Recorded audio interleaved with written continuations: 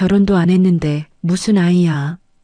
영숙의 손이 며느리의 뺨을 세게 때렸습니다. 임신 소식을 전한 서윤이 충격으로 바닥에 쓰러졌어요. 우리 집 문턱은 절대 못 넘어. 하지만 며칠 후 이 오만한 시어머니는 깨닫지 못했습니다. 자신이 때린 며느리가 국내 최대 재벌가에 숨겨진 상속녀였다는 사실을, 그리고 곧 무릎 꿇고 용서를 구해야 할 사람이 바로 자신이라는 것을. 오늘의 사연 시작합니다. 파운데이션을 발라가며 창백한 얼굴을 가렸습니다. 입덧 때문에 속이 메스꺼렸지만 꾹 참았어요. 목걸이 속에 숨겨둔 토끼 브로치를 만지작거리며 외할머니 생각이 났습니다. 힘들 때 이걸 만지면 용기가 날 거야. 외할머니의 마지막 말이 귓가에 맴돌았어요. 서윤은 깊게 숨을 들이쉬고 가방을 챙겼습니다. 시댁에 도착한 서윤은 현관에서 신발을 벗으며 안을 살펴봤어요. 평소보다 30분이나 늦었습니다. 거실에서는 박영숙이 약혼식 준비물들을 정리하고 있었어요. 어머니, 안녕하세요. 서윤이 고개를 숙여 인사했습니다. 영숙은 시계를 쳐다보며 인상을 찌푸렸어요. 약속 시간도 못 지키나? 요즘 젊은 것들은 시간 관념이 없어. 영숙이 차가운 목소리로 말했습니다. 서윤은 비틀거리는 걸음으로 소파에 앉았어요. 죄송해요. 몸이 조금. 체력 관리도 제대로 못하면서 결혼은 뭘 하겠다고. 영숙의 핀잔에 서윤은 고개를 떨궜습니다. 손이 떨려서 물컵을 제대로 잡을 수가 없었어요. 어머니, 말씀드릴 게 있어요. 서윤이 떨리는 목소리로 말했습니다. 영숙은 드레스 포장을 뜯다가 손을 멈췄어요. 뭔데? 아기가 생겼어요. 서윤의 말에 거실이 조용해졌습니다. 영숙은 손에 들고 있던 드레스를 바닥에 떨어뜨렸어요. 뭐라고? 영숙이 천천히 고개를 돌려 서윤을 쳐다봤습니다. 서윤은 손을 꽉 쥐며 대답했어요. 임신을 했어요. 아직 초기지만. 결혼도 안 했는데 무슨 아기야. 영숙이 소리를 지르며 일어섰습니다. 서윤이 깜짝 놀라 몸을 움츠렸어요. 어머니, 진정하세요. 곧 결혼할 거잖아요. 진정하라고? 우리 집 체면이 말이야. 영숙의 얼굴이 붉게 달아올랐습니다. 분노가 극에 달한 영숙은 서윤에게 다가갔어요. 이런 창피한 일이 어디 있어. 영숙이 손을 들어 서윤의 뺨을 세게 때렸습니다. 서윤은 충격으로 소파에서 바닥으로 떨어졌어요. 어머니. 도연이 현관문을 열고 들어오며 소리쳤습니다. 거실의 상황을 본 도연은 급히 서윤에게 달려갔어요. 괜찮아? 다친 데 없어? 도연이 서윤을 부축하며 물었습니다. 서윤의 뺨에는 선명한 손자국이 남아 있었어요. 엄마, 이게 뭐 하는 거예요? 도연이 어머니를 향해 소리쳤습니다. 영숙은 여전히 분노에 차 있었어요. 네가 뭘 안다고.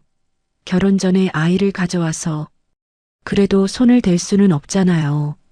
도연과 영숙이 서로 소리를 지르며 다투기 시작했습니다. 서윤은 뺨을 손으로 감싸며 눈물을 흘렸어요. 우리 집 문턱은 절대 못 넘어. 영숙이 서윤을 가리키며 외쳤습니다. 당장 나가. 내 눈에서 사라져. 가사도우미 이숙자가 부엌에서 나와 상황을 지켜봤어요. 놀란 표정으로 서윤에게 다가가려 했습니다. 원장님, 진정하세요. 얼음을 가져다 드릴게요. 이숙자가 서윤의 뺨을 보며 말했습니다. 하지만 영숙은 이숙자마저 노려봤어요. 쓸데없는 일에 끼어들지 마. 영숙이 이숙자에게도 소리쳤습니다. 이숙자는 당황하며 뒤로 물러섰어요. 밖에서는 이웃들이 소음 때문에 나와 수군거리기 시작했습니다. 영숙은 창문 너머로 보이는 이웃들을 보며 더욱 화가 났어요. 이 동네에서 우리 가문 체면을 떨어뜨렸어. 영숙이 서윤을 더욱 매섭게 쳐다봤습니다. 도연은 서윤을 감싸며 어머니와 대치했어요. 엄마, 이러시면 안 돼요. 네가 선택해. 어머니냐 저 여자냐. 영숙이 도연에게 최후 통첩을 던졌습니다. 도연은 말문이 막혀 아무 대답도 할 수 없었어요. 서윤은 도연의 팔에 의지하며 일어섰습니다. 하복부에 찌릿한 통증이 느껴졌어요. 도연아, 배가 아파. 서윤이 약하게 말했습니다. 도연은 서윤의 얼굴이 더욱 창백해진 것을 봤어요. 우리 가자. 지금 당장. 도연이 서윤을 부축하며 현관으로 향했습니다. 영숙은 두 사람의 뒷모습을 노려보며 팔짱을 꼈어요. 다시는 내 앞에 나타나지 마. 영숙의 차가운 목소리가 뒤따라왔습니다. 도연과 서윤은 집을 나서며 택시를 잡았어요. 택시 안에서 서윤은 뺨에 멍자국을 만지며 눈물을 흘렸습니다. 도연은 아무 말도 할 수 없었어요. 병원으로 가주세요. 도연이 운전사에게 말했습니다. 서윤의 하복부 통증이 점점 심해지고 있었어요. 원룸에 조용히 앉아 있었습니다. 의사는 절대 안정을 취하라고 했어요. 서윤은 뺨에 멍자국을 거울로 보며 한숨을 쉬었습니다. 미안해. 내가 엄마를 말렸어야 했는데. 도연이 고개를 떨구며 말했습니다. 서윤은 도연의 손을 잡았어요. 당신 잘못이 아니야. 하지만 이제 우리끼리 잘 살면 돼. 서윤이 배를 쓰다듬으며 말했습니다. 도연은 복잡한 표정으로 창밖을 바라봤어요. 그날 밤 영숙은 혼자 있는 거대한 집에서 잠을 이루지 못했습니다. 약혼식 드레스가 바닥에 버려진 채 그대로 있었어요. 영숙은 병원 동료에게 전화를 걸었습니다. 약혼식이 연기됐어. 며느리가 몸이 안 좋아서. 영숙이 체면을 세우려 애쓰며 말했습니다. 하지만 목소리에는 피로감이 묻어났어요. 월요일 아침 서윤은 근처 카페에 혼자 앉아 있었습니다. 토끼 브로치를 만지작거리며 외할머니를 그리워했어요. 그때 정장 차림의 중년 남자가 다가왔습니다. 혹시 서윤 씨가 맞으십니까? 유진이 조심스럽게 물었습니다. 서윤은 놀란 표정으로 고개를 들었어요. 누구세요? 죄송합니다. 제가 유진이라고 합니다. 유진이 명함을 건네며 말했습니다. 서윤은 명함을 받아보며 의아해했어요. 어떻게 절 아세요? 그 목걸이 때문입니다. 유진이 서윤의 목걸이를 가리켰습니다. 토끼 브로치가 살짝 보였어요. 이걸 말씀하시는 건가요? 서윤이 브로치를 꺼내며 물었습니다. 유진의 눈이 반짝였어요. 맞습니다. 회장님께서 그걸 찾고 계셨습니다. 회장님이요? 서윤이 어리둥절해했습니다. 유진은 신중하게 말을 이어갔어요. 만나보시겠습니까? 중요한 이야기가 있으실 것 같은데. 서윤은 잠시 망설였습니다. 하지만 호기심이 앞섰어요. 좋아요.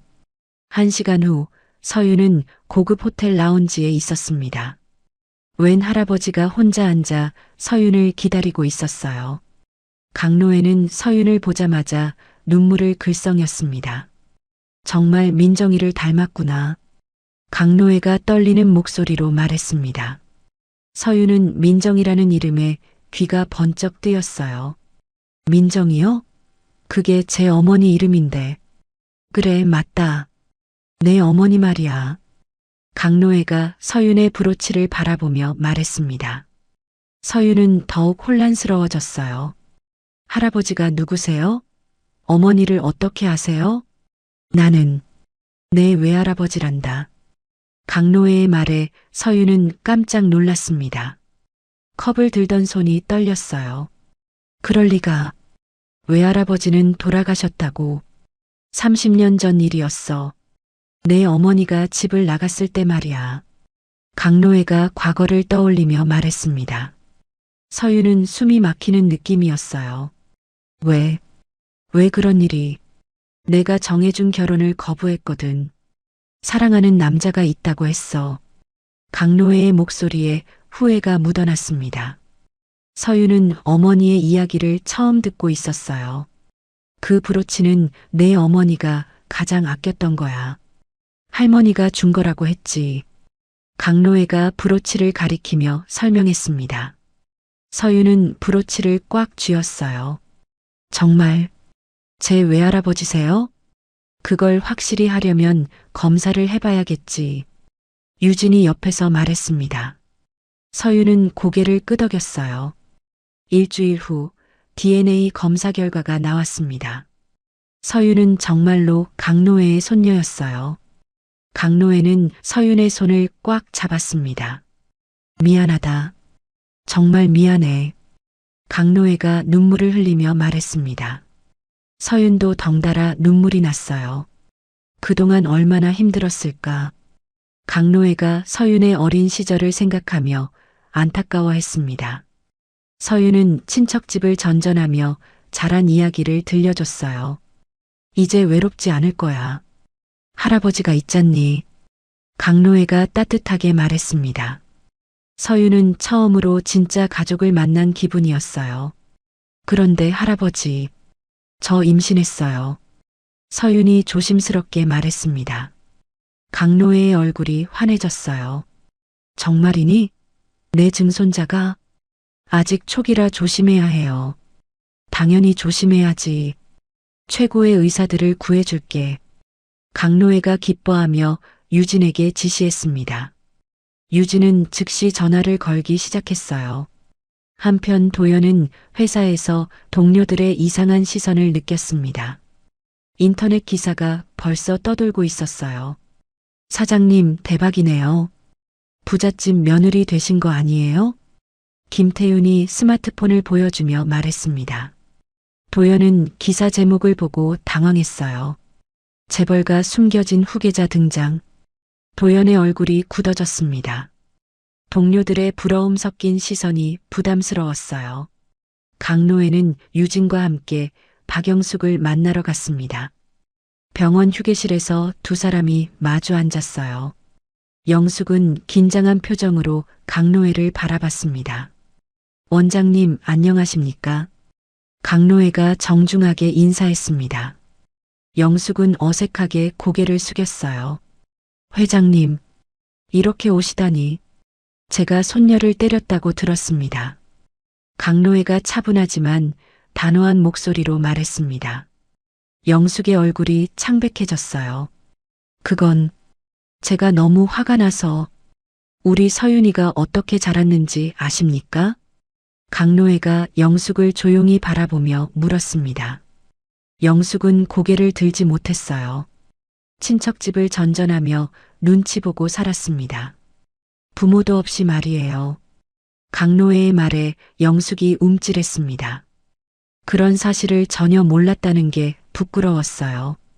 그런 아이가 이제 겨우 가족을 만났는데. 죄송합니다. 정말 죄송합니다. 영숙이 고개를 깊이 숙이며 말했습니다. 강노회는 한숨을 쉬었어요. 사과는 무릎 꿇는 게 아닙니다. 선택으로 증명하는 거죠. 강노회가 영숙에게 손을 내밀었습니다. 영숙은 떨리는 손으로 그 손을 잡았어요. 그때 강노회의 휴대폰이 울렸습니다. 유진이 급하게 전화를 받더니 강노회에게 뛰어왔어요. 회장님, 응급 상황입니다. 서윤 씨가. 뭐라고? 강노회가 벌떡 일어섰습니다. 영숙도 놀란 표정으로 일어났어요. 지금 응급실로 이송됐습니다. 유진의 말에 강노회와 영숙이 함께 병원으로 달려갔습니다. 응급실 앞에는 도연이 초조하게 기다리고 있었어요. 어떻게 된 거냐? 강노회가 도연에게 물었습니다. 도연은 눈이 빨갛게 충혈되어 있었어요. 갑자기 배가 아프다고 하더니 피가 나기 시작했어요. 도연이 떨리는 목소리로 설명했습니다. 강노회는 즉시 의사를 불렀어요. 우선 지혈 수술을 했습니다. 다행히 아기는 괜찮고요. 의사가 안도의 소식을 전했습니다. 모든 사람이 가슴을 쓸어내렸어요. 하지만 전치태반이라 앞으로 조심하셔야 합니다. 의사가 심각한 표정으로 덧붙였습니다. 도연은 전치태반이 뭔지 몰라 당황했어요. 무슨 말씀인가요? 태반의 위치가 좋지 않아서 조산 위험이 있다는 뜻입니다. 의사의 설명에 모든 사람이 긴장했습니다. 강로에는 즉시 지시를 내렸어요. VIP 병동에 입원시켜 주세요. 24시간 간병인도 붙이고요. 알겠습니다, 회장님. 병원 관계자가 고개를 숙였습니다. 유진은 벌써 보안팀에 연락하고 있었어요. 언론들이 몰려올 수 있으니 병원 출입을 통제하세요. 유진이 보안팀장에게 지시했습니다. 병원 주변에는 벌써 기자들이 나타나기 시작했어요. 영숙은 병실 복도에서 서성였습니다. 서윤의 병실 문 앞까지 갔다가 돌아서기를 반복했어요. 원장님, 들어가 보시죠. 간병인 조미숙이 조심스럽게 말했습니다. 영숙은 고개를 저었어요. 아직 면목이 없어. 내가 저지른 일을 생각하면. 그래도 며느리분이 많이 아프신데요. 조미숙의 말에 영숙의 마음이 더욱 무거워졌습니다. 자신이 때린 것 때문에 이런 일이 생긴 건 아닐까 걱정됐어요. 병실 안에서는 서윤과 도연이 조용히 대화하고 있었습니다. 서윤의 얼굴은 여전히 창백했어요. 걱정하지 마. 의사가 괜찮다고 했잖아. 도연이 서윤의 손을 잡으며 말했습니다. 서윤은 약하게 미소 지었어요. 당신이 위축될 필요 없어. 우리는 동등한 파트너야. 서윤이 도연을 바라보며 말했습니다. 도연은 복잡한 표정이었어요. 하지만 난 아무것도 해줄 수 없잖아. 그런 게 아니야. 당신은 충분히 잘하고 있어. 서윤이 도연의 뺨을 쓰다듬었습니다. 도연은 서윤의 따뜻함에 눈물이 났어요. 외할머니가 말씀하셨어. 가족은 피로만 이어지는 게 아니라 마음으로 이어지는 거라고. 서윤이 외할머니와 어머니의 이야기를 들려줬습니다. 도연은 서윤의 말에 위로를 받았어요. 한편 유진은 바쁘게 움직이고 있었습니다. 언론사들에게 법적 대응을 경고하는 공문을 보냈어요. 도연 씨 회사에도 연락드렸습니다. 언론 괴롭힘 없이 일하실 수 있도록요. 유진이 강로애에게 보고했습니다. 강로애는 고개를 끄덕였어요. 하지만 도연의 회사 분위기는 이미 이상해졌습니다. 동료들이 조심스럽게 거리감을 두기 시작했어요. 이제 우리랑은 다른 세상 사람이네. 김태윤이 다른 동료에게 속삭였습니다. 도연은 그런 시선들을 느끼며 마음이 무거웠어요. 밤늦게 강노애가 서윤의 병실을 조용히 방문했습니다. 서윤은 깨어 있었어요. 할아버지, 이렇게 늦게까지. 아이 걱정은 하지 마라. 할아버지가 모든 걸 해결할게. 강노애가 서윤의 손을 잡고 다독였습니다. 서윤은 할아버지의 따뜻한 손에서 안정감을 느꼈어요. 고마워요, 할아버지. 고맙긴. 가족인데 당연한 거지. 강노애가 자애로운 미소를 지었습니다. 서윤도 처음으로 편안한 표정을 지었어요. 이번 일주일째 서윤은 침대에 누워 창밖을 바라보고 있었습니다. 강노애는 매일 병문안을 왔어요. 오늘도 커다란 꽃다발을 들고 병실 문을 열었습니다. 우리 손녀 기분은 어떠니? 강노애가 환한 미소를 지으며 물었습니다. 서윤은 반가운 표정으로 일어났어요. 할아버지, 매일 이렇게 오시면 피곤하실 텐데. 뭐가 피곤해? 내 증손자를 보러 오는 건데. 강노애가 서윤의 배를 살짝 가리키며 말했습니다.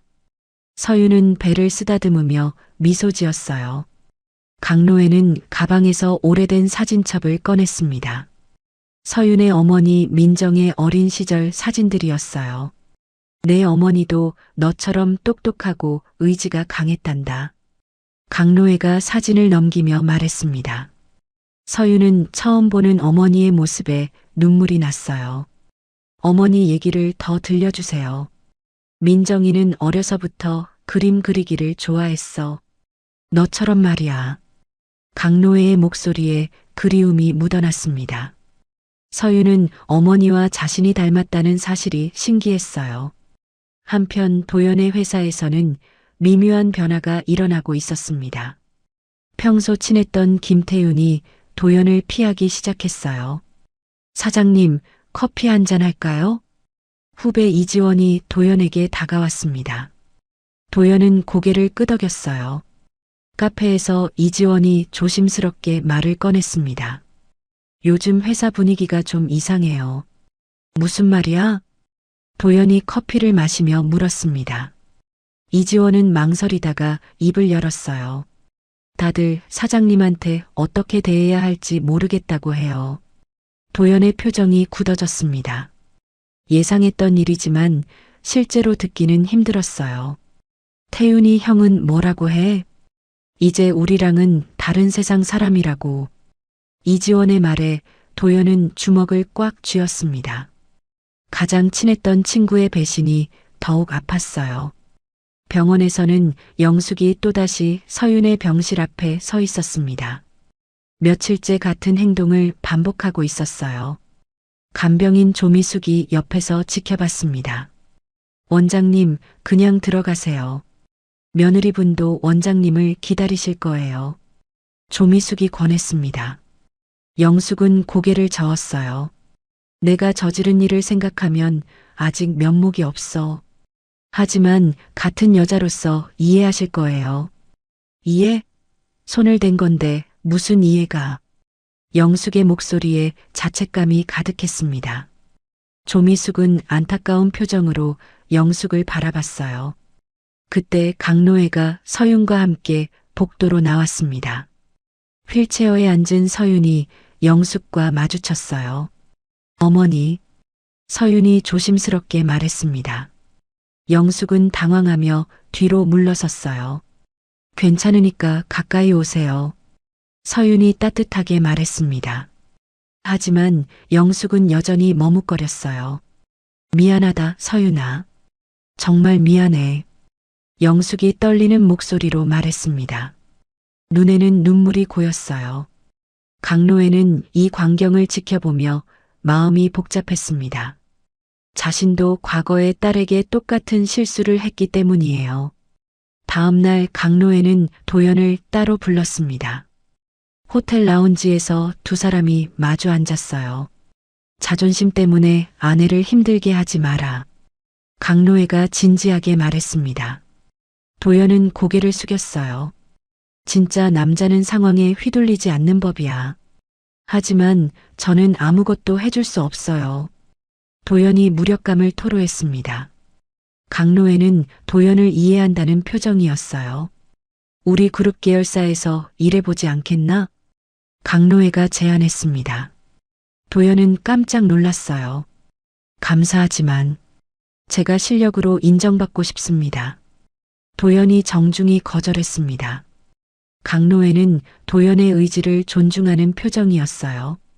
그럼 정정당당한 경쟁을 통해 내 실력을 보여달라. 강노해가 격려하며 말했습니다. 도연은 감사함을 느꼈어요. 그날 밤 도연은 회사에서 늦게까지 일했습니다. 아동 안전 관련 앱 개발에 더욱 매진했어요. 이지원이 야근하는 도연을 걱정했습니다. 사장님, 너무 무리하지 마세요. 괜찮아. 이 프로젝트가 잘 되면 도연이 화면을 바라보며 말했습니다. 꼭 성공해서 자신의 실력을 증명하고 싶었어요. 그때 도연의 휴대폰이 울렸습니다. 해외에서 온 전화였어요. 안녕하세요. 싱가포르 투자사 관계자입니다. 네, 안녕하세요. 도연이 긴장하며 대답했습니다. 이지원도 궁금해서 귀를 기울였어요. 귀하의 앱에 대해 관심이 있습니다. 미팅이 가능할까요? 전화 너머 목소리에 도연의 심장이 뛰었습니다. 드디어 기회가 온 것 같았어요. 물론입니다. 언제든지 좋습니다. 도연이 기쁜 마음으로 대답했습니다. 이지원이 엄지손가락을 치켜 세웠어요. 병실에서는 서윤이 태교 일기를 쓰고 있었습니다. 아기에게 하고 싶은 말들을 적어 나갔어요. 우리 아기야, 할아버지도 아빠도 모두 널 기다리고 있어. 서윤이 배를 쓰다듬으며 속삭였습니다. 아기가 움직이는 것 같아 미소가 지어졌어요. 강로에는 그날 저녁 혼자 민정의 무덤을 찾았습니다. 유진이 멀리서 지켜보고 있었어요. 민정아, 아빠가 너무 고집을 부렸구나. 강노애가 무덤 앞에 무릎을 꿇었습니다. 뒤늦은 사과였어요. 네가 선택한 사랑이 옳았어. 손녀를 잘 지켜봐다오. 강노애의 목소리에 후회와 그리움이 묻어났습니다. 유진은 강노애의 모습을 보며 마음이 무거웠어요. 최라라는 홍보실에서 컴퓨터 앞에 앉아 있었습니다. 며칠 전 경쟁병원에서 스카우트 제의가 왔어요. 더 좋은 조건이었지만 이력서에 넣을 만한 성과가 필요했습니다. 이번 기회를 놓치면 언제 또 이런 기회가 올까? 최라라가 혼잣말을 하며 키보드를 두드렸습니다. 영숙 몰래 여러 언론사 기자들에게 연락을 취하기 시작했어요. 독점 제보가 있습니다. 박영숙 원장과 재벌가의 숨겨진 인연 말이에요. 최라라가 첫 번째 기자에게 전화했습니다. 기자는 흥미를 보였어요. 어떤 내용인가요? 원장님 며느리가 삼성그룹 회장의 손녀래요. 그런데 임신 소식 때문에 갈등이 있었다고. 최라라는 자신의 포트폴리오를 위해 거짓말을 보탰습니다. 두 번째, 세 번째 언론사에도 같은 내용을 제보했어요. 이틀 후 해외 언론사를 통해 기사가 터져 나왔습니다. 국내 언론들이 경쟁하듯 후속 보도를 쏟아냈어요. 박영숙 원장의 며느리 구타 사건이 온라인에서 폭발적으로 퍼지기 시작했습니다. 영숙은 병원에서 간호사가 가져온 태블릿을 보고 경악했습니다. 자신도 모르는 사이에 온라인 뉴스 일면에 올라 있었어요. 이게 뭐야? 누가 이런 기사를? 영숙이 떨리는 목소리로 말했습니다. 간호사는 어쩔 줄 몰라 했어요. 원장님, 병원에 항해 전화가 계속 오고 있어요. 뭐라고? 영숙이 급히 홍보실로 뛰어갔습니다. 최라라는 당황한 척 연기하고 있었어요. 실장, 이게 뭐야? 내가 언제 허락했어? 영숙이 최라라를 향해 소리쳤습니다. 최라라는 거짓말로 대답했어요. 병원 홍보에 도움이 될 거라 생각했어요. 도움이 될 거라고? 네가 원장이야, 내가 원장이야. 영숙의 분노가 극에 달했습니다. 최라라는 뒤늦게 상황의 심각성을 깨달았어요. 그때 유진이 급하게 병원으로 달려왔습니다. 강노애의 지시를 받고 긴급 대응팀을 꾸렸어요. 법무팀과 PR팀을 총동원하겠습니다. 유진이 강노애에게 보고했습니다. 하지만 이미 SNS를 통해 확산된 상황이었어요. 재벌 며느리 구타 사건이라는 해시태그까지 생겨났습니다. 강노애의 통제 범위를 벗어나 버린 상태였어요. 해외 경로로 들어온 기사라 완전한 통제는 어렵습니다. 유진이 난감한 표정으로 보고했습니다. 강노애는 주먹을 꽉 쥐었어요. 한편 도연의 회사에는 기자들이 몰려들었습니다. 후배 이지원이 스마트폰을 들고 도연에게 뛰어왔어요. 사장님, 인터넷에서 난리예요. 뭐가? 도연이 화면을 보더니 얼굴이 창백해졌습니다. 댓글창에는 악플들이 가득했어요. 재벌 사위 됐다고 거만해졌나, 가난한 집 출신이 운 좋게 성공한 케이스 부인 맞은 거 맞나? 자업자득 아님? 도연은 주먹을 꽉 쥐며 화면을 꺼버렸습니다. 동료들이 수군거리는 소리가 들렸어요. 서윤이 퇴원하는 날이었습니다. 병원 로비에는 예상치 못하게 기자들이 몰려 있었어요. 플래시가 터지기 시작했습니다. 서윤 씨, 시어머니의 폭행에 대해 어떻게 생각하세요? 임신 중인데 폭력을 당한 심경은? 기자들이 질문을 쏟아냈습니다. 서윤은 당황하며 도연의 팔을 잡았어요. 저는 서윤이 말을 제대로 잇지 못했습니다. 그때 영숙이 나타났어요. 영숙은 기자들 앞에서 무릎을 꿇었습니다. 모든 사람이 깜짝 놀랐어요. 모든 책임은 저에게 있습니다. 영숙이 떨리는 목소리로 말했습니다. 플래시가 더욱 빠르게 터졌어요. 제가 며느리에게 용서받을 수 없는 잘못을 저질렀습니다. 영숙의 진심 어린 사과에 로비가 조용해졌습니다. 서윤은 복잡한 감정에 휩싸였어요. 제가 화를 참지 못하고 손을 들어 평생 후회하고 있습니다. 영숙이 눈물을 흘리며 계속 말했습니다. 기자들은 이런 모습을 예상하지 못했어요. 서윤은 영숙의 무릎 꿇은 모습을 보고 마음이 아팠습니다. 천천히 다가가서 영숙을 일으켜 세우려 했어요. 어머니, 일어나세요. 서윤의 목소리에 영숙이 고개를 들었습니다. 두 사람의 눈이 마주쳤어요. 저는 어머니를 원망하지 않아요. 서윤의 말에 영숙이 더욱 울음을 터뜨렸습니다. 주변 사람들도 감동받는 표정이었어요. 이 장면이 실시간으로 방송되면서 온라인 여론이 바뀌기 시작했습니다. 며느리가 시어머니를 용서하려 한다는 댓글들이 늘어났어요.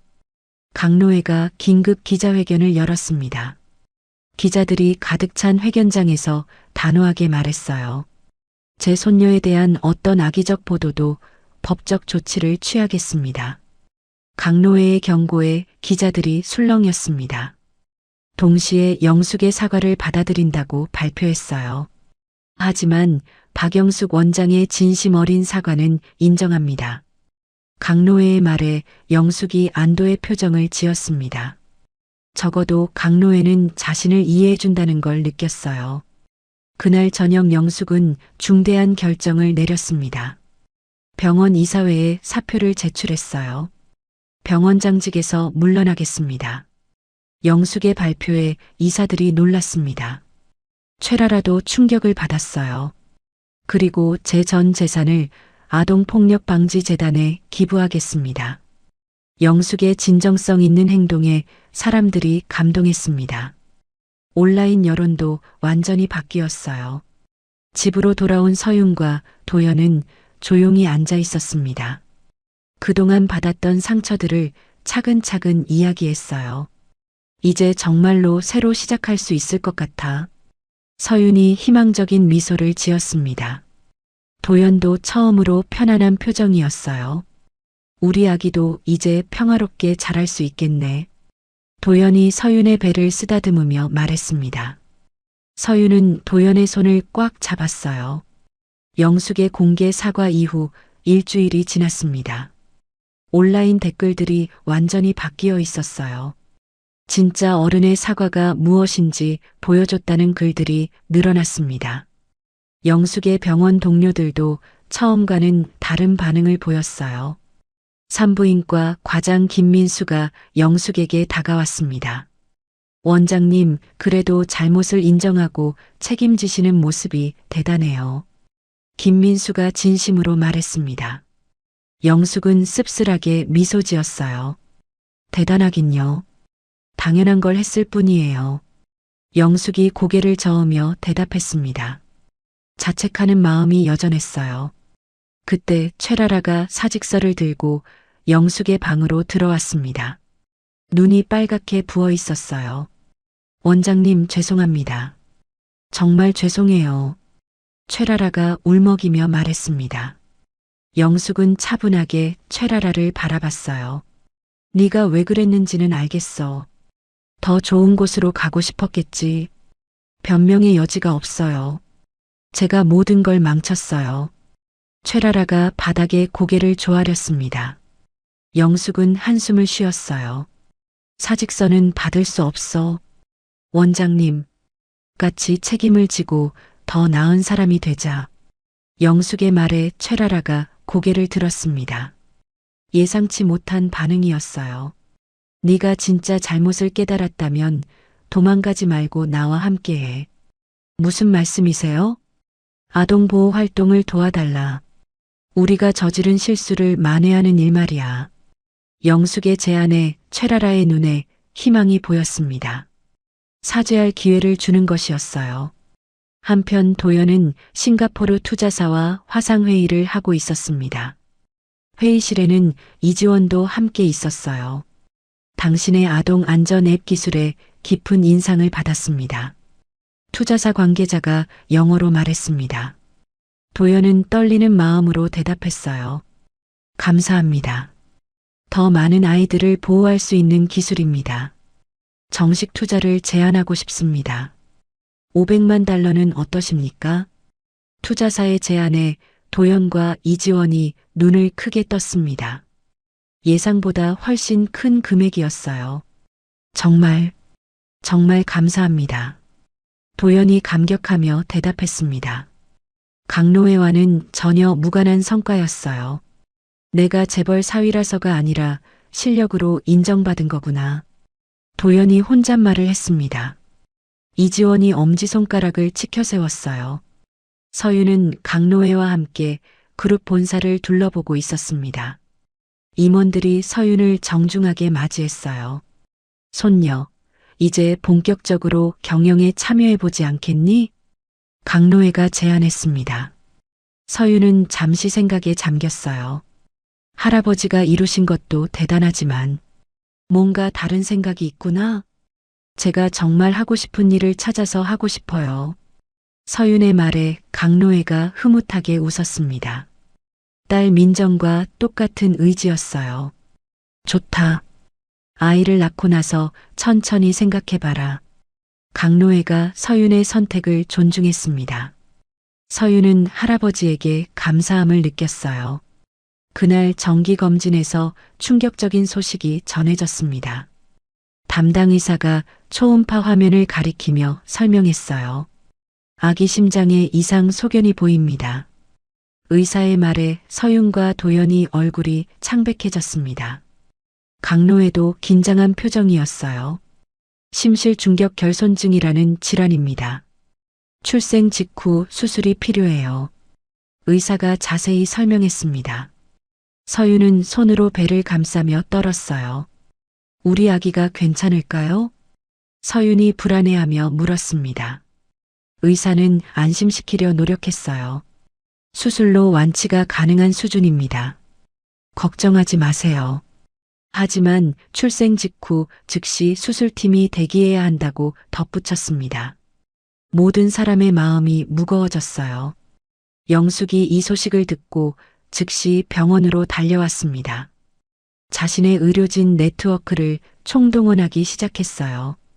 국내 최고의 소아심장외과 의사들을 섭외할게요. 영숙이 강로회에게 말했습니다. 강로회는 고개를 끄덕였어요. 제가 의사로서 할 수 있는 모든 걸 동원해서라도 손녀를 지키겠어요. 영숙이 처음으로 아이를 손녀라고 불렀습니다. 성별이 확인된 것이었어요. 딸이구나. 도연이 감격하며 말했습니다. 서윤도 미소를 지었어요. 강로회는 해외 전문의까지 초청하기로 했습니다.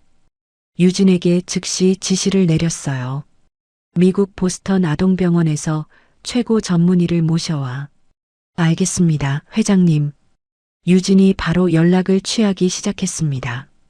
모든 사람이 아기를 위해 최선을 다하고 있었어요. 도연은 밤새 의료 정보를 찾아봤습니다. 서윤에게는 걱정스러운 표정을 보이지 않으려 애썼어요. 괜찮을 거야. 의사들이 다 괜찮다고 했잖아. 도연이 서윤을 위로하며 말했습니다. 하지만 혼자 있을 때는 눈물을 흘렸어요. 의료진의 종합 검토 결과가 나왔습니다. 서울대 병원 김석환 교수가 직접 설명했어요. 수술 성공률이 95% 이상입니다. 걱정하지 마세요. 김 교수의 말에 모든 사람이 안도의 한숨을 쉬었습니다. 서윤은 처음으로 편안한 표정을 지었어요. 우리 별이가 건강하게 태어날 거예요. 서윤이 배를 쓰다듬으며 말했습니다. 아기의 태명을 별이로 정한 것이었어요. 강노애는 서윤의 손을 꽉 잡았습니다. 내 증손녀는 반드시 건강하게 태어날 거야. 강노애의 확신에 찬 목소리가 병실에 울려 퍼졌습니다. 희망의 빛이 보이기 시작했어요. 출산 예정일을 한 달 앞두고 병원은 분주해졌습니다. 서울대 병원 소아심장외과 김석환 교수가 수술팀을 구성했어요. 강노애는 미국에서 전문의까지 초청했습니다. 완벽한 의료진을 만들겠습니다. 김석환 교수가 강노애에게 약속했습니다. 강노애는 고개를 끄덕였어요. 영숙도 자신의 네트워크를 활용해 최고의 팀을 만들었습니다. 마취과부터 신생아 집중 치료실까지 모든 분야의 전문가들이 모였어요. 여러 번 시뮬레이션을 해봤습니다. 준비는 완벽해요. 영숙이 서윤에게 말했습니다. 서윤은 고마운 마음이었어요. 수술 전날 밤 강노애가 서윤의 병실을 찾았습니다. 손에는 오래된 일기장을 들고 있었어요. 이건 내 어머니가 남긴 일기야. 강노애가 일기장을 서윤에게 건넸습니다. 서윤은 떨리는 손으로 받았어요. 내 어머니도 너처럼 강한 사람이었어. 그 피가 내게도 흐르고 있단다. 강노애가 서윤을 격려했습니다. 서윤은 어머니의 일기를 보며 용기를 얻었어요. 할아버지가 평생 후회하며 살았던 걸 너는 후회하지 않았으면 좋겠다. 강노애의 진심 어린 당부에 서윤이 고개를 끄덕였습니다. 할아버지의 따뜻한 손길이 힘이 되었어요. 영숙은 새벽부터 병원 채플에 있었습니다. 평생 종교와 거리가 멀었지만 무릎을 꿇고 기도했어요. 제발 제 잘못 때문에 아이가 고생하지 않게 해주세요. 영숙이 간절히 빌었습니다. 이런 자신이 신기하기도 했어요. 이 아이가 나를 더 나은 사람으로 만들어주고 있구나. 영숙이 혼잣말을 했습니다. 눈물이 뺨을 타고 흘러내렸어요. 수술 당일 도연은 수술실 앞 대기실에서 초조하게 기다렸습니다. 강노애와 영숙도 함께 있었어요. 평소 감정 표현에 서툴렀던 도연이 입을 열었습니다. 감사합니다. 제가 부족해서 혼자서는 아무것도 할 수 없었을 거예요. 도연이 강노애와 영숙에게 진심으로 말했습니다. 강노애는 도연의 어깨를 다독였어요. 가족이니까 당연한 거야. 강노애의 말에 도연이 감동했습니다. 영숙도 고개를 끄덕였어요.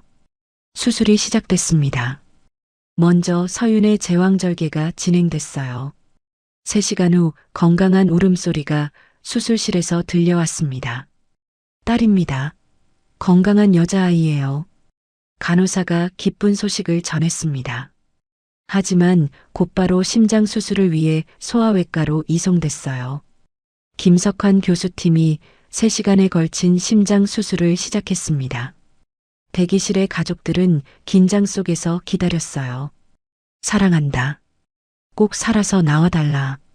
도연이 속으로 되뇌었습니다. 손에 땀이 났어요. 수술실 문이 열리며 김석환 교수가 나왔습니다. 마스크를 벗은 그의 얼굴에는 미소가 있었어요. 완벽한 수술이었습니다. 아기는 건강하게 자랄 수 있을 겁니다. 김 교수의 발표에 대기실에 환호성이 터졌습니다. 강노애가 주먹을 불끈 쥐었어요. 정말 고생하셨습니다. 강노애가 김 교수에게 깊이 고개를 숙였습니다. 영숙도 눈물을 흘리며 감사 인사를 했어요. 서윤이 마취에서 깨어났습니다. 첫 번째로 들린 건 아기의 울음소리였어요. 우리 별아. 서윤이 약하게 말하며 눈물을 흘렸습니다. 그동안 참았던 모든 감정이 터져나왔어요. 고마워. 잘 왔구나. 서윤이 천장을 바라보며 속삭였습니다. 간호사가 옆에서 미소 지었어요. 신생아 집중 치료실 유리창 너머로 영숙이 손녀를 처음 봤습니다. 작고 소중한 생명이 그곳에 있었어요. 이렇게 소중한 생명을 해칠 뻔했구나. 영숙이 자신을 자책하며 통곡했습니다. 그동안의 모든 죄책감이 눈물로 쏟아져 나왔어요. 강로애는 증손녀를 처음 품에 안았습니다. 작은 손이 할아버지의 손가락을 꽉 잡았어요. 우리 별이 참 예쁘다. 할아버지가 세상에서 제일 사랑할게. 강로애가 벅찬 감정으로 말했습니다. 유진도 옆에서 흐뭇한 미소를 지었어요. 회장님도 이렇게 기뻐하시는 모습은 처음 봅니다. 유진이 조용히 말했습니다. 강로애의 얼굴에는 자애로운 미소가 가득했어요. 도연은 아내와 딸을 번갈아 보며 감격했습니다. 아버지가 되었다는 실감이 났어요. 이제 정말 가족이 되었구나. 도연이 서윤의 손을 잡으며 말했습니다. 서윤은 행복한 미소를 지었어요. 이 아이가 우리를 더 강하게 만들어줄 거야. 서윤이 도연을 바라보며 말했습니다. 두 사람의 손이 꽉 맞잡혔어요.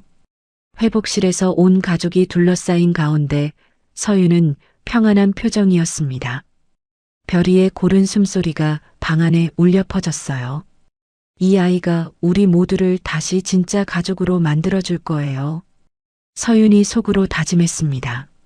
새로운 시작이었어요. 영숙은 복도에서 혼자 서 있었습니다. 손녀의 병실을 바라보며 마음을 정리했어요. 이제 정말 할머니가 되어야겠구나. 영숙의 얼굴에 결의가 서려 있었습니다. 용서받는 것이 끝이 아니라 시작이라는 걸 깨달았어요. 강로회의 본가 대저택에는 아침부터 사람들이 모여들었어요. 정원에는 색색의 풍선과 꽃장식이 가득했습니다. 우리 별이 공주님 나들이 하자. 서윤이 한복을 입은 별이를 안으며 말했습니다. 별이는 호기심 어린 눈으로 주변을 둘러봤어요. 도연의 부모님도 오랜만에 참석했습니다. 어색했지만 영숙에게 다가가 인사했어요. 안녕하세요. 오늘 초대해 주셔서 감사해요.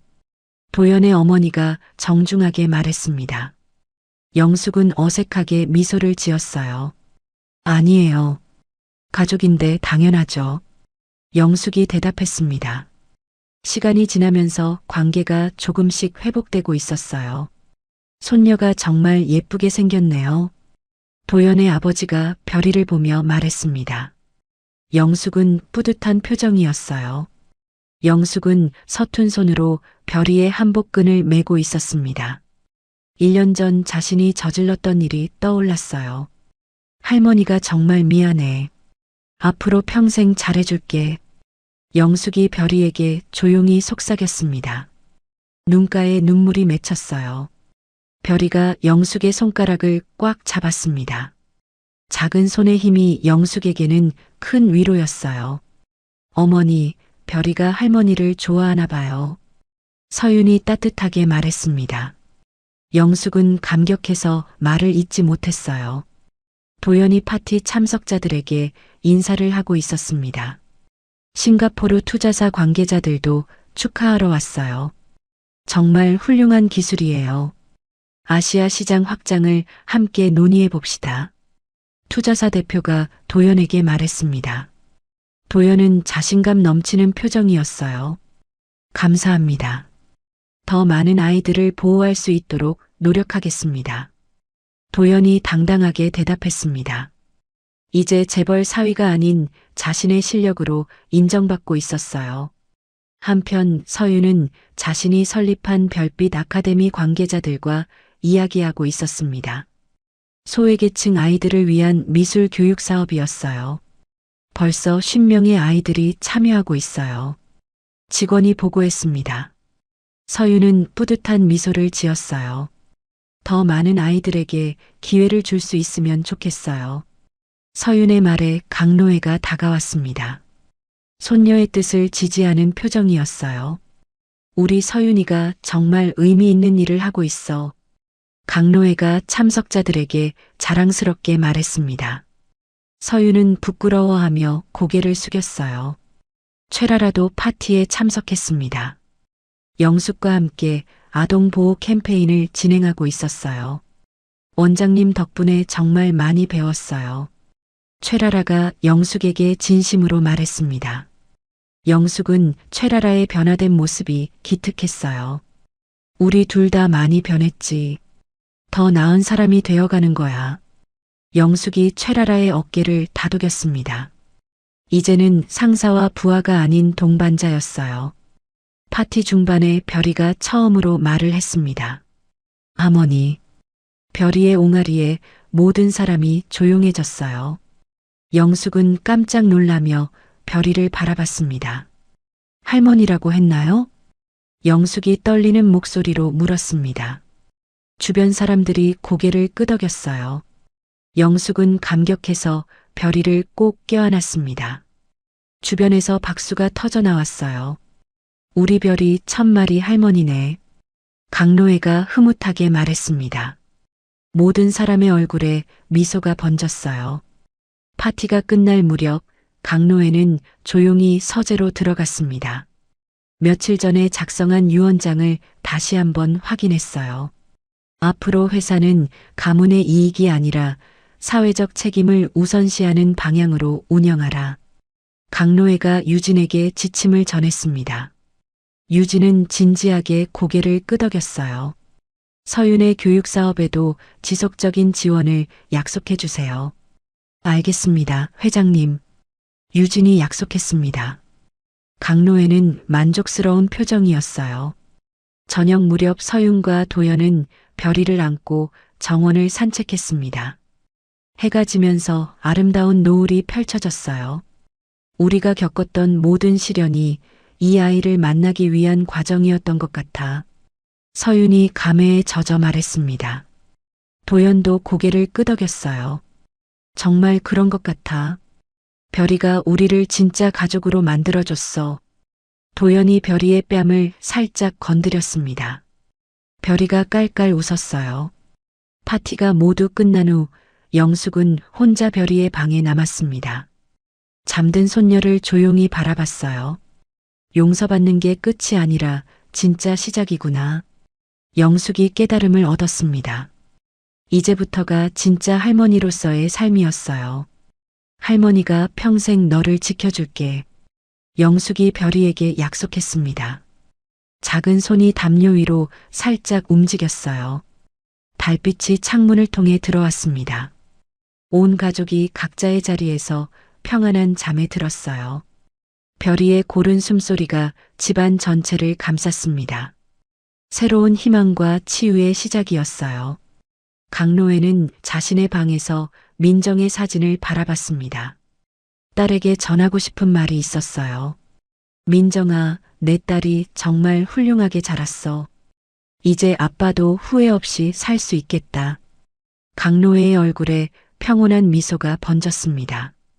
오랜 시간 품었던 후회가 마침내 치유되는 순간이었어요. 때로는 인생의 가장 큰 상처가 가장 큰 축복의 시작이 되기도 합니다. 영숙의 폭력으로 시작된 이 이야기는 작은 생명의 탄생과 함께 완전히 다른 결말을 맞았습니다. 30년 전 강노애가 딸 민정에게 저질렀던 실수를 되풀이할 뻔했던 영숙. 하지만 그녀는 자신의 잘못을 인정하고 진심으로 사과할 용기를 냈어요. 서윤이 품고 있던 낡은 토끼 브로치는 단순한 유품이 아니었습니다. 그것은 잃어버린 가족을 다시 연결해주는 운명의 실이었어요. 그리고 별이의 작은 심장은 두 가족의 상처받은 마음까지 치유해 주었습니다. 용서는 약한 자의 포기가 아닙니다. 상처를 안고도 다시 사랑할 수 있는 강한 자만이 할 수 있는 선택이에요. 영숙과 서윤이 보여준 것처럼 진정한 용서는 끝이 아니라 새로운 시작입니다. 가족이란 피로만 이어지는 것이 아니라 마음으로 선택하는 것이라는 걸 이들은 보여주었습니다. 여러분도 소중한 사람들과 마음으로 이어진 진짜 가족이 되시길 바라요. 이야기를 끝까지 들어주신 분이 계시다면 잘 들었다고 댓글 하나만 남겨주세요. 감사합니다.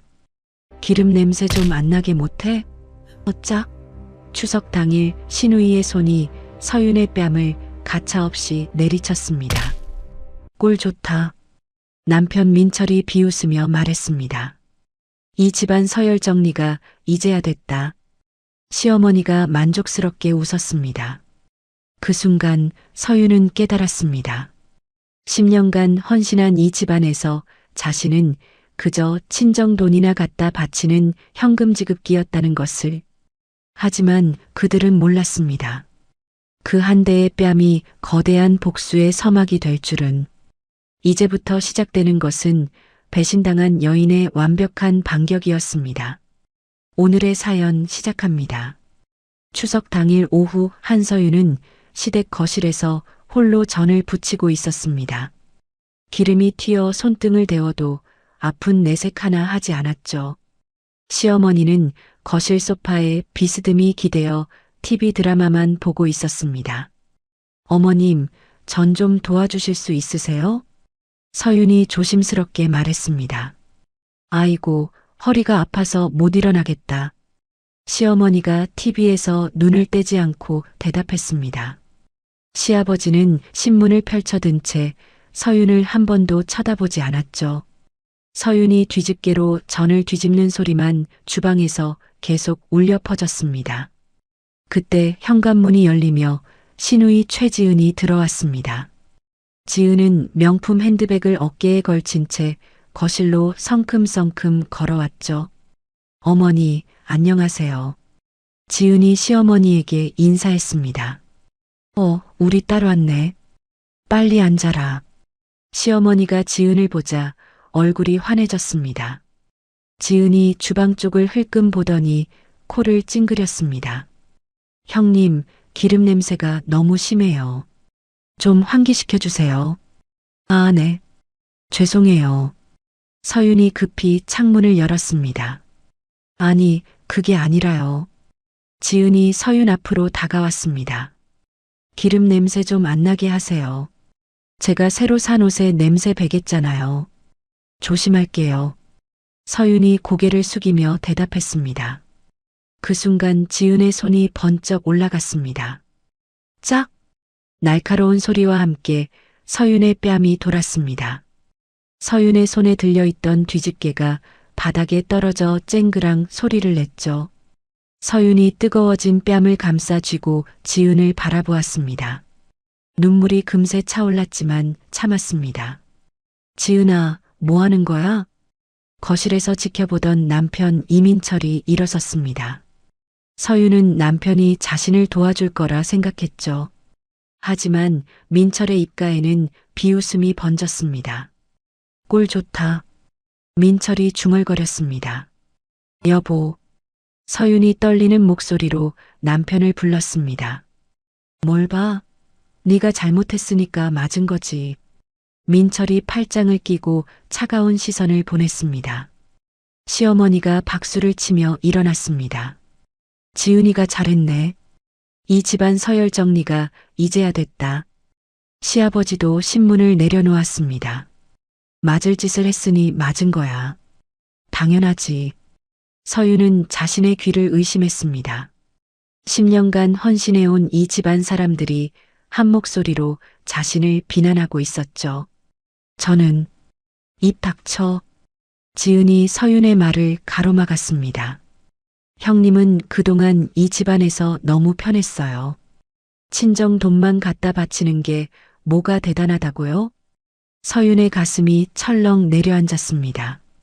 친정 어머니가 물려준 상가 건물 임대료로 이 집안 생활비를 대고 있다는 걸 모르는 사람이 없었는데 이렇게 대놓고 말하다니. 우리 지은이 말이 맞다. 네가 뭐라고 이 집안에서 큰 소리야? 시어머니가 지은의 편을 들었습니다. 서윤이 바닥에 떨어진 뒤집개를 주워 들었습니다. 손이 부들부들 떨렸죠. 죄송합니다. 서윤이 겨우 말했습니다. 알면 됐어. 앞으로 조심해.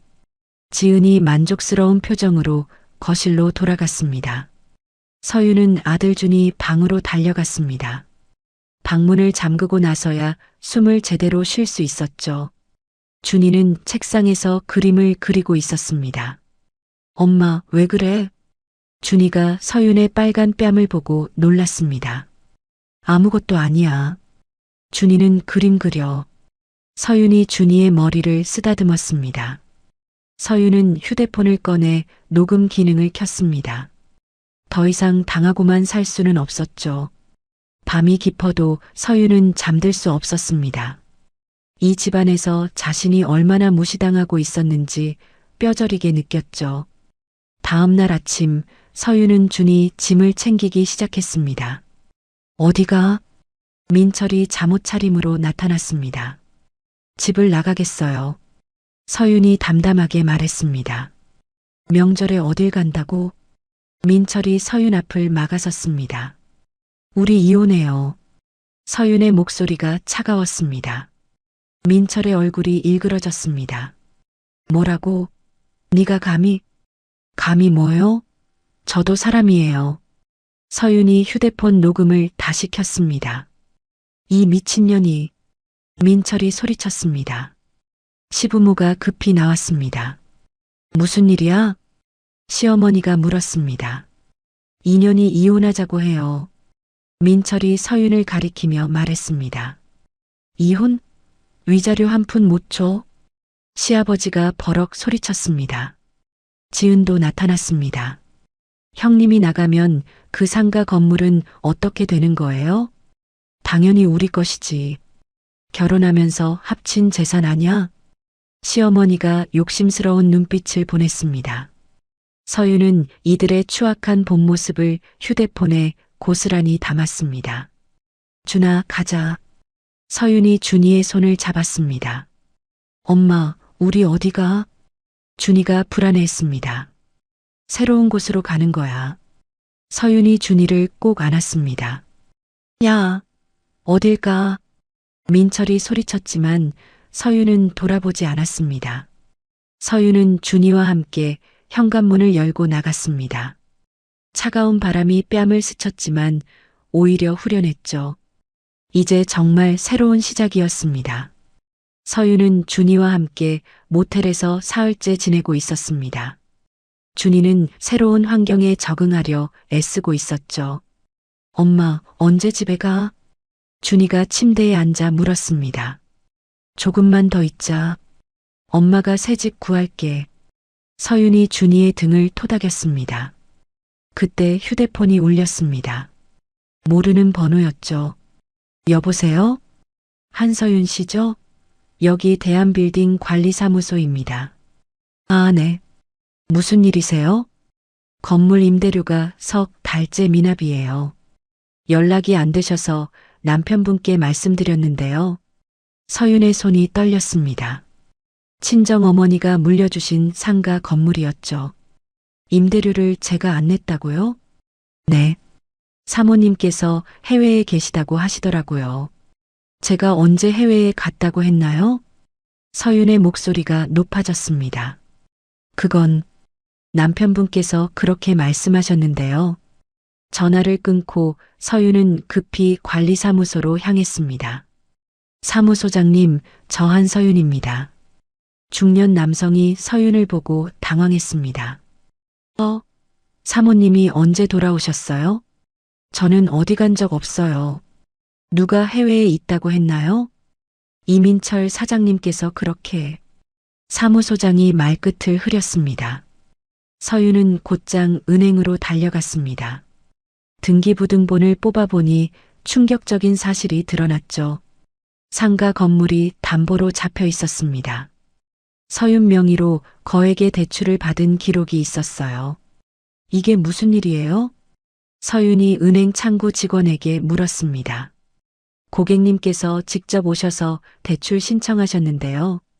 제가 언제 왔다고요? 전 그런 적 없어요. 서윤이 소리쳤습니다. 잠깐만요.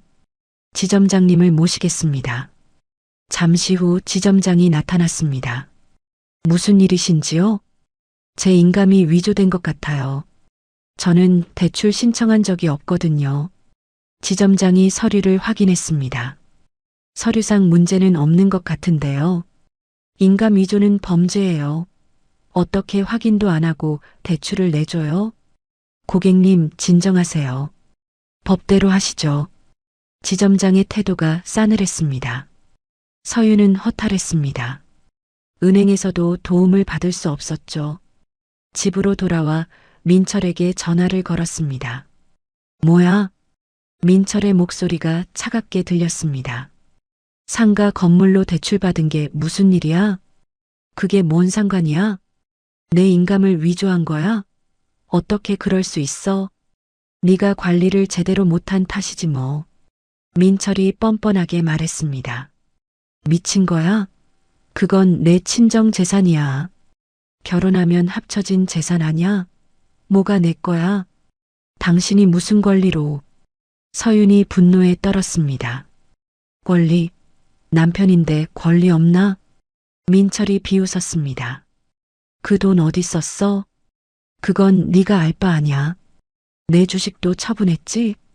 서윤이 다른 계좌도 확인해 봤거든요. 그것도 알고 있네. 민철이 놀라는 척했습니다. 당신 정말.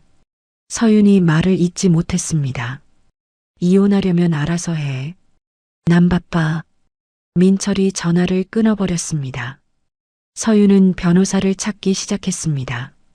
하지만 어디서나 같은 말을 들었죠. 죄송합니다. 이민철 씨 관련 사건은 맡을 수 없습니다. 왜요? 무슨 문제라도 있나요? 그냥 저희 사정상 어려울 것 같아요. 변호사들이 하나같이 수임을 거절했습니다. 그 사이 더 충격적인 일이 벌어졌습니다. 서윤의 아동복 매장에 지은이 나타났거든요. 형님은 어디 있어요? 지은이 매장으로 들어와 소리쳤습니다. 죄송하지만 영업 중이에요. 매장 직원 김미경이 말했습니다. 닥쳐. 사장 나와. 지은이 진열대를 발로 찼습니다. 사모님은 지금 안 계신데요. 미경이 당황했습니다. 불륜녀 가게에서 뭘 판다고. 지은이 가위를 꺼내 옷들을 자르기 시작했습니다. 안 돼요. 그러시면 안 돼요. 미경이 지은을 말렸습니다. 지은이 미경을 밀쳐버렸습니다. 미경이 진열대에 부딪혀 넘어졌죠. 아야. 미경이 팔을 잡고 신음했습니다. 매장이 난장판이 되었습니다. 다른 손님들이 놀라서 도망갔죠. 소식을 듣고 달려온 서윤이 매장 앞에서 지은을 마주쳤습니다. 뭐 하는 거야? 서윤이 소리쳤습니다. 형님이 나타났네. 매장 정리 좀 했어요. 지은이 태연하게 말했습니다. 미경 씨는 괜찮아? 서윤이 직원을 부축했습니다. 사모님, 팔이 아파요. 미경이 눈물을 흘렸습니다. 병원 가자. 서윤이 미경을 부축해 나왔습니다. 지은이 뒤따라 나와 소리쳤습니다. 형님 돈줄 끊어 놓을 거예요. 각오해요. 서윤은 분노와 절망이 동시에 밀려왔습니다. 이제 정말 혼자 싸워야 하는 상황이었죠. 병원에서 미경의 팔목골절 진단을 받고 나온 서윤은 마침내 한 명의 변호사를 찾았습니다. 신출내기 김 변호사였어요. 도와드릴게요. 같이 싸워봅시다. 김 변호사가 악수를 청했습니다. 서윤은 처음으로 희망을 느꼈습니다. 이제 정말 법적 대응을 시작할 때였죠. 고소장이 접수된 다음 날 아침, 민철은 자신의 사무실에서 비서 유미나와 마주 앉아 있었습니다. 유미나야, 이제 서윤 그년을 완전히 끝장내야겠어. 민철이 담배를 깊게 빨며 말했습니다. 어떻게 하실 건데요? 유미나가 커피를 마시며 물었습니다. 네가 서윤이랑 만나는 거야. 내 횡령 증거를 넘겨주겠다고 하면서 민철이 책상에 팔꿈치를 괴고 말했습니다. 그러면 서윤이 올까요? 당연하지. 지푸라기라도 잡고 싶어 할 테니까. 민철이 비웃었습니다. 그 다음엔 어떻게 해요? 유미나가 궁금해했습니다.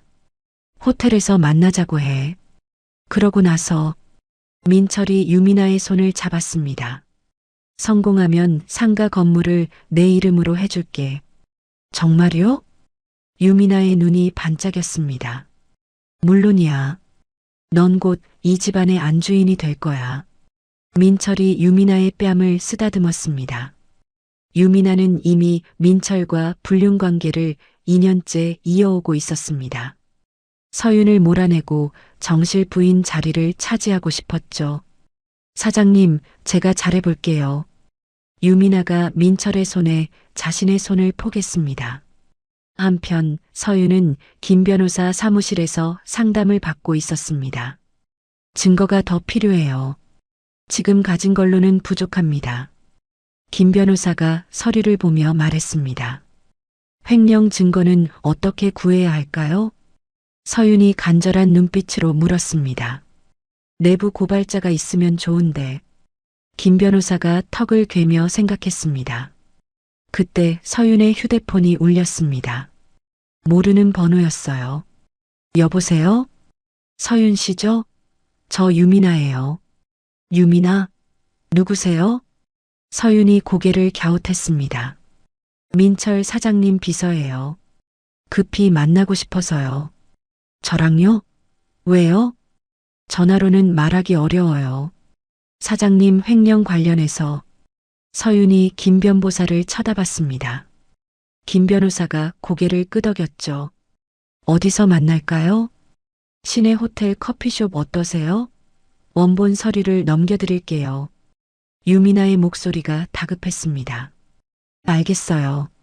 시간 알려주세요. 서윤이 펜을 들었습니다.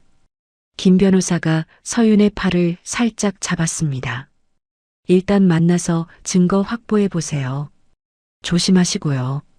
네, 알겠습니다. 서윤이 고개를 끄덕였습니다. 다음 날 오후 서윤은 호텔 커피숍에 도착했습니다. 유미나는 이미 와서 기다리고 있었어요. 서윤 씨 맞죠? 유미나가 일어나며 손을 흔들었습니다. 네, 안녕하세요. 서윤이 자리에 앉았습니다. 커피 드세요. 제가 미리 주문했어요. 유미나가 커피를 밀어줬습니다. 고맙습니다. 그런데 증거는 곧 보여드릴게요. 화장실 좀 다녀올게요. 유미나가 자리를 떴습니다. 서윤은 커피를 들었다가 멈췄습니다. 유미나의 눈빛이 왠지 불안해 보였거든요. 유미나가 화장실에 간 사이 서윤은 커피를 마시지 않고 기다렸습니다. 다녀왔어요. 유미나가 돌아와 앉았습니다. 커피 안 드세요? 아, 카페인을 줄이고 있어서요. 증거부터 보여주세요. 서윤이 말했습니다. 유미나의 표정이 당황스럽게 변했습니다. 그게 원본은 안전한 곳에 보관해뒀어요. 그럼 복사본이라도 메일로 보내드릴게요. 여기서는 위험해요. 유미나가 둘러대기 시작했습니다. 서윤은 뭔가 이상하다는 걸 느꼈습니다. 그럼 먼저 가볼게요. 매일 기다리고 있을게요. 서윤이 자리에서 일어났습니다. 아, 벌써요? 유미나가 당황했습니다. 서윤이 호텔을 나가는 순간 민철이 기둥 뒤에서 나타났습니다. 손에는 카메라가 들려 있었죠. 인연이 왜 안 마셨어? 민철이 유미나에게 따졌습니다. 제가 어떻게 억지로 먹여요? 유미나가 변명했습니다. 에이, 쓸모없는 년. 민철이 혀를 찼습니다. 하지만 민철은 서윤과 유미나가 호텔에서 만나는 장면을 이미 촬영했습니다. 이것만으로도 충분했죠. 며칠 후 이혼 조정 기일이 왔습니다. 서윤은 김 변호사와 함께 법원에 도착했어요. 김 변호사님, 멀리서 누군가 김 변호사를 불렀습니다. 서윤이 돌아보니 잘 차려입은 중년 남성이었어요. 아, 박 변호사님. 오랜만이에요. 김 변호사가 환한 미소를 지으며 악수했습니다. 오늘 상대 측 변호사시군요. 잘 부탁드려요. 박 변호사가 친근하게 말했습니다. 서윤은 뭔가 이상한 기분이 들었습니다. 너무 친해 보였거든요. 조정실에 들어가자 김 변호사가 갑자기 돌변했습니다. 서윤 씨, 재산 분할은 포기하세요. 네. 무슨 말씀이세요? 서윤이 놀랐습니다. 양육권만 받고 깔끔하게 정리하는 게 좋겠어요. 변호사님, 제가 모은 증거는 어떻게 된 거예요? 증거 능력이 부족해요. 법원에 제출하기 어려울 것 같습니다. 김 변호사가 냉담하게 말했습니다. 그때 민철 측에서 서류를 제출했습니다. 피고인이 호텔에서 다른 남성과 만나는 증거입니다. 박 변호사가 사진을 내밀었습니다. 사진에는 서윤과 유미나가 호텔에서 마주 앉은 모습이 찍혀 있었어요. 이건 뭐예요? 서윤이 소리쳤습니다. 또한 증인 유미나 씨의 진술서도 있습니다. 박 변호사가 다른 서류를 꺼냈습니다. 진술서에는 서윤이 유미나를 유혹했다는 거짓 내용이 적혀 있었죠. 이건 거짓말이에요. 저는 그런 적 없어요. 서윤이 억울해했습니다. 서윤 씨, 조용히 하세요. 김 변호사가 서윤을 말렸습니다. 조정위원이 심각한 표정으로 말했습니다.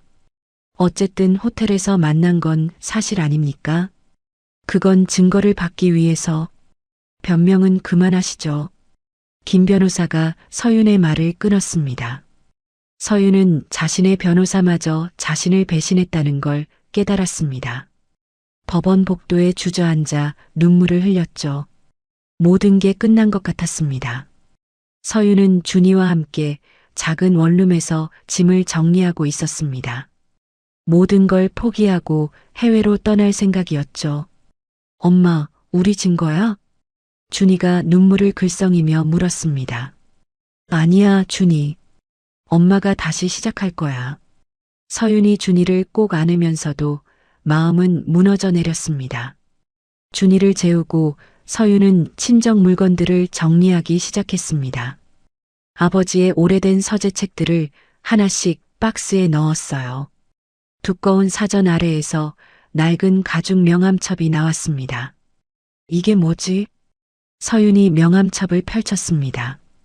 대부분 오래된 명함들이었지만 맨 뒷장에 특별한 명함이 하나 있었어요. 백승호 변호사. 명함 뒷면에는 아버지 필체로 쓰인 글이 있었습니다. 아버님의 은혜 평생 잊지 않겠습니다. 마이너스 백승호. 서윤은 20년 전 날짜를 확인했습니다. 아버지가 돌아가시기 몇 년 전이었어요.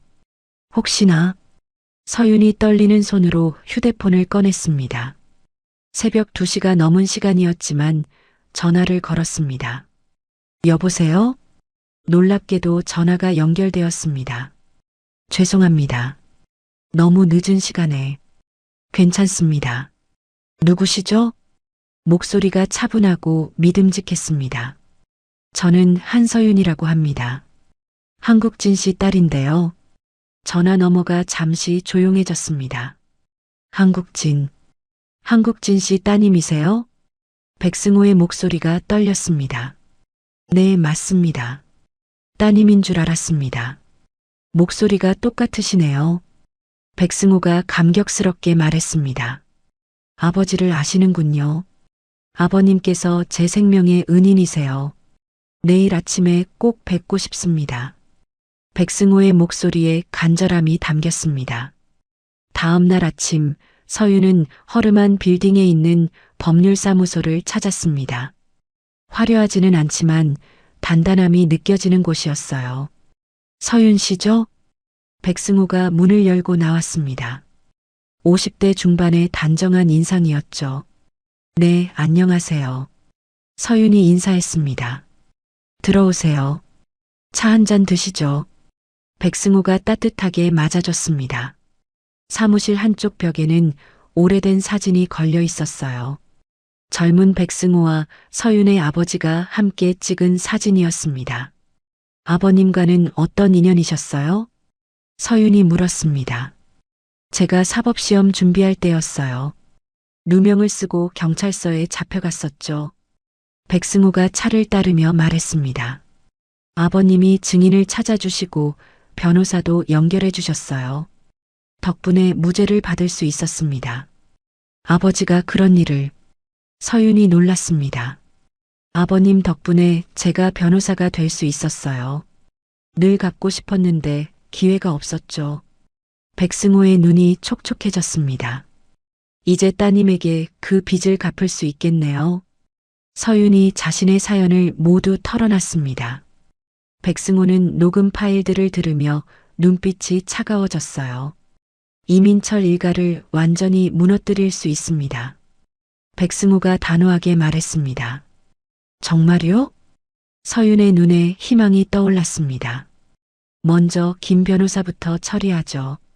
백승호가 컴퓨터를 켰습니다. 금품 수수 증거가 있어요.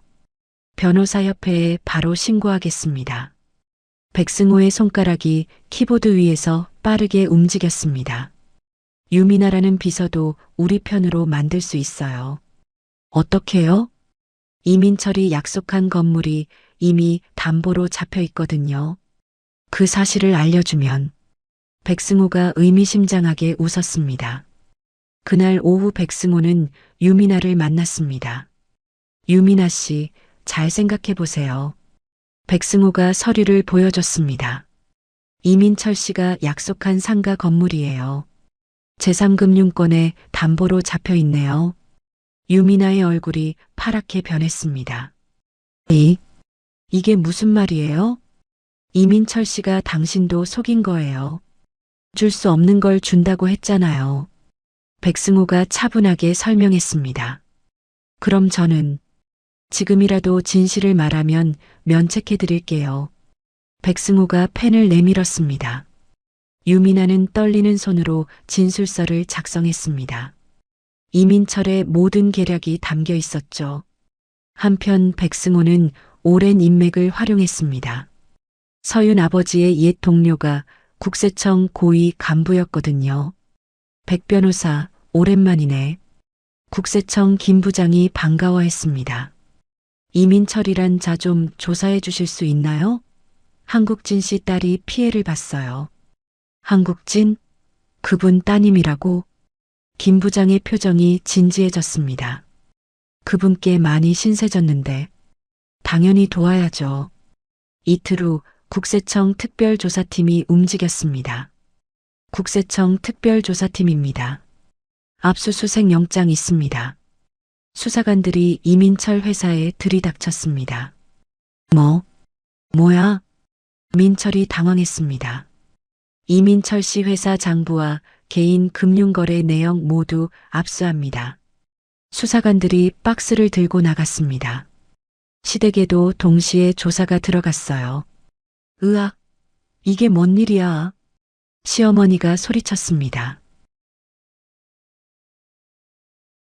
10년간 모은 카드 내역, 사진, 녹음들을 정리했어요. 예전에 시댁에서 일했던 가사도우미 박 씨도 찾아갔습니다. 사모님이 얼마나 고생하셨는지 다 봤어요. 박 씨가 눈물을 흘리며 증언서를 써줬습니다. 그 시각 시댁에서는 승리 잔치가 벌어지고 있었습니다. 서윤이 그년 이제 끝났어. 시어머니가 소주잔을 들어 올렸습니다. 형님한테서 빼앗은 돈으로 맛있는 거 사 먹어요. 지은이 비싼 안주를 펼쳐놓았습니다. 우리가 이겼다. 민철이 크게 웃었습니다. 하지만 이들은 몰랐습니다. 진짜 전쟁이 이제 시작된다는 걸 말이에요. 이혼 소송 본안 재판 당일 아침 법원 앞은 북적였습니다. 민철 측에서 불러온 기자들이 카메라를 들고 기다리고 있었어요. 이민철 사장님, 한 말씀 해주세요. 기자들이 민철을 둘러쌌습니다. 아내의 불륜으로 가정이 파괴되었습니다. 진실이 밝혀지길 바라요. 민철이 슬픈 표정을 지으며 말했습니다. 시부모와 지은도 함께 왔습니다. 우리 며느리가 얼마나 철면피인지 오늘 다 드러날 거야. 시어머니가 코웃음을 쳤습니다. 서윤은 백승호와 함께 조용히 법원에 들어갔습니다. 긴장하지 마세요. 모든 준비가 끝났어요. 백승호가 서윤의 어깨를 토닥였습니다. 감사합니다. 변호사님이 아니었다면 이제 시작이에요. 보시죠. 백승호가 자신감 넘치는 미소를 지었습니다. 법정에 들어서자 민철이 서윤을 째려봤습니다. 또 다른 남자를 끌어들였네. 역시 본성은 못 숨기는구나. 민철이 중얼거렸습니다. 재판이 시작되었습니다. 원고 측 증거를 제시하겠습니다. 민철 측 박 변호사가 일어섰습니다. 피고인이 호텔에서 불륜을 저지른 증거입니다. 박 변호사가 사진을 법대에 올렸습니다. 사진에는 서윤과 유미나가 호텔 커피숍에서 마주 앉은 모습이 찍혀 있었어요. 또한 증인 유미나 씨의 진술서도 제출합니다. 재판장님, 잠깐만요. 백승호가 일어섰습니다. 피고인 측에서도 증거를 제출하겠습니다. 백승호가 노트북을 열었습니다. 같은 호텔의 다른 각도 CCTV 영상입니다. 법정 스크린에 영상이 재생되었습니다. 유미나가 서윤의 커피에 뭔가를 넣는 모습이 선명하게 보였어요. 저게 뭐야? 민철이 당황했습니다. 또한 이민철 씨가 기둥 뒤에서 지켜보는 모습도 확인됩니다. 영상에서 민철이 카메라를 들고 숨어 있는 장면이 나왔습니다. 이건 가짜야. 민철이 소리쳤습니다. 조용히 하세요. 판사가 망치를 두드렸습니다. 증인 유미나 씨를 부르겠습니다. 법정 문이 열리며 유미나가 들어왔습니다. 얼굴이 창백했어요. 증인은 선서하시기 바랍니다. 유미나가 떨리는 손으로 선서문을 읽었습니다. 증인께서는 이전 진술과 다른 말씀을 하고 싶으시다고 하셨는데요. 백승호가 부드럽게 물었습니다. 네, 죄송합니다. 유미나가 눈물을 흘리기 시작했습니다. 모든 게 거짓이었어요. 이민철 사장님이 저를 시켜서. 유미나, 너 뭐 하는 거야? 민철이 벌떡 일어났습니다. 피고인은 조용히 하세요. 판사가 경고했습니다. 사장님이 상가 건물을 준다고 하면서 서윤 씨를 함정에 빠뜨리라고 했어요. 유미나가 흐느끼며 말했습니다. 서윤 씨 커피에 수면제를 넣으라고 시켰고 호텔 방으로 데려가라고 했어요. 법정이 술렁거렸습니다. 또한 서윤 씨 인감을 위조하라고 지시받았습니다. 유미나가 녹음기를 꺼냈습니다. 이것은 사장님이 인감 위조를 지시하는 녹음입니다. 녹음이 재생되자 민철의 목소리가 법정에 울려 퍼졌어요. 인감 위조는 쉽잖아. 네가 서윤이 옆에서 많이 봤으니까. 사장님, 이거 범죄 아니에요? 뭔 범죄야? 부부 재산이잖아. 법정이 조용해졌습니다. 저 여자가 거짓말하고 있어요.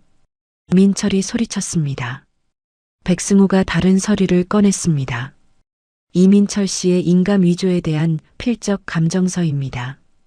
또한 회사 자금을 시부모 명의 계좌로 빼돌린 증거도 있습니다. 백승호가 차례로 증거들을 제시했습니다. 이건 국세청 특별조사 결과입니다. 5년간 수십억 원의 탈세가 확인되었어요.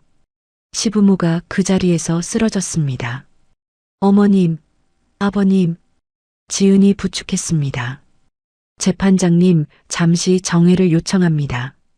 박 변호사가 식은땀을 흘렸습니다. 정회는 거부합니다. 계속 진행하겠습니다. 판사가 단호하게 말했습니다. 백승호가 마지막 증거를 꺼냈습니다. 명절 당일 최지은 씨가 서윤 씨를 폭행한 녹음입니다. 30분 분량의 녹음이 재생되었습니다. 지은의 폭행과 시댁 식구들의 조롱이 생생하게 들렸어요. 이 집안 서열 정리가 이제야 됐다. 맞을 짓을 했으니 맞은 거야. 방청석에서 탄식이 터져 나왔습니다. 저게 뭐가 어때서? 시어머니가 일어나 소리쳤습니다. 방청인은 퇴정하세요. 경위들이 시어머니를 끌고 나갔습니다. 판사가 망치를 세게 두드렸습니다. 충분히 검토했습니다. 판결을 선고하겠습니다. 법정이 숨을 죽였습니다. 원고 한서윤의 이혼 청구를 인용합니다. 서윤이 안도의 한숨을 쉬었습니다. 피고 이민철은 원고의 친정 재산 전액을 반환하고 위자료 15억 원을 지급하라. 민철의 얼굴이 하얗게 질렸습니다. 또한 이민철과 그 가족들의 횡령, 사문서, 위조, 탈세 혐의를 검찰에 고발 조치합니다. 재판장님, 이건 말도 안 돼요. 민철이 소리쳤습니다. 그때 법정 뒤에서 검찰 수사관들이 들어왔습니다. 이민철 씨 횡령 및 탈세 혐의로 긴급 체포합니다. 수갑이 민철의 손목에 채워졌습니다. 아버님도 공범 혐의로 함께 체포합니다. 시아버지도 수갑을 찼어요. 이럴 수가, 이럴 수가.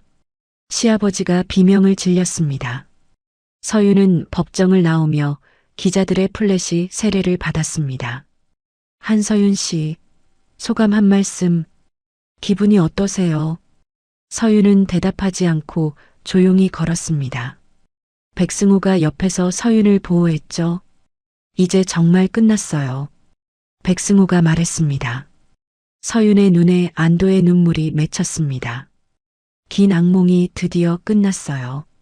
승소 판결 일주일 후 서윤은 되찾은 상가 건물을 정리하며 새로운 삶을 준비하고 있었습니다.